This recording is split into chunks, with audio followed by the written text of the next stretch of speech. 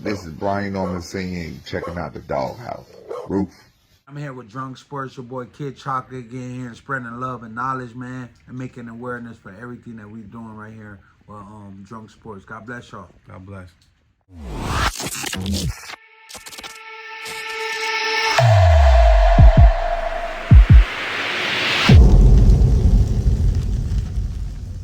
I just had to get the right people around me. And that was God that did that, bring around Fighters First, Adrian Clark, or whatever else. So, and Cameron Duncan first, that was one of them situations, God rest his soul. That was one of them situations of you just, how they say some things are for a season, not a lifetime. So Cameron had you while he had Junior while he he had Boots too? had us. That's how we met, Boots. He had us. He had us, Brandon Lee.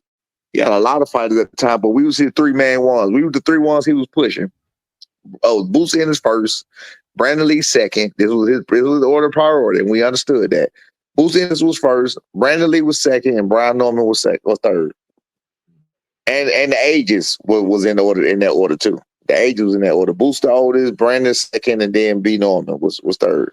So that's how we met him. Like I said, we went up there for a train.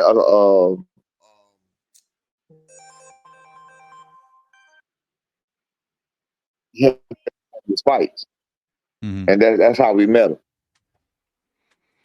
him. Not to jump too far ahead, but since we're talking about Boots real quick, I heard I think a couple of months ago, Bozy did an interview and he was like, "Yo, ask Brian Norman what happened when he came down here in Philly and everything." Did y'all spar a lot with Boots? He didn't do that a couple of months ago. That was a year ago, or last year. About a year ago.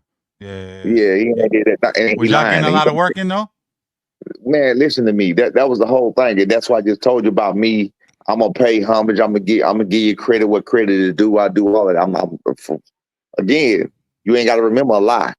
I gave the man credit for what he did. No, I'm serious. I gave the man credit. That's a fact. Yeah, I gave the man credit for what he did and whatever. Nah, he got off the first time with a else, and then the rest of the time he did not. I told the truth. Told the honest to God truth. But we in Philly. These fools take what I said and spin it and say, "Oh man, he got dropped. I'm like, oh my God. You know what I'm saying? You can't even give a motherfucker real, excuse my language. You can't even give a person credit. You feel what I'm saying? Without him taking the credit and twisting it and running with it. I don't have to give you that credit. You feel what I'm saying? But it is what it is, man. I'm not worried about it. I'm not even worried about that. But yeah, both ain't said nothing about me. I guarantee he ain't saying my name. Both ain't gonna talk about me. Sparring used to be sacred, man. Because like you said, giving homage. Bud was the one that when Junior, when B got on my radar, it was because Bud was giving him his homage, saying, "Yo, you know who I had in this dude in camp." So if you're gonna, to me, if you're not bringing it up respectful, like I don't get why fighters bring it up like they slinging mud. It's sparring. You know what I'm saying? Absolutely. I'm gonna give you one. And I'm off that now because he off that now. But it was I don't even want to go into it. If y'all don't know, y'all don't know. But it was a Tank when Tank first sparred my son. It was because he was very disrespectful to me. So I had nothing but venom towards him until just a little while ago when he came out and finally gave my boys props or whatever else. And now I ain't got no venom towards him. But anybody else or whatever else doing any of that, ain't nobody talking about no sparring. Ain't nobody talking about none of that. You know what I'm saying? What y'all talking about? It made people not want to work with you. It makes you skeptical. I mean, you see it so much. We dealing with it right now. We dealing with it right now. I got a phone call today from my manager, because official sparring situation where they're gonna start September the 1st. So we like, okay, we got to figure out who we gonna get. So in my mind, she giving me names. Where they from? New York. Oh, you mean the same New York that Devin live in? You know what I'm saying? So that's where I'm at. She like, yeah, but he don't seem to be affiliated with nobody. So then you got to look at all that. You know what I'm saying? But it is what it is, man. It's the nature of the beast, I guess.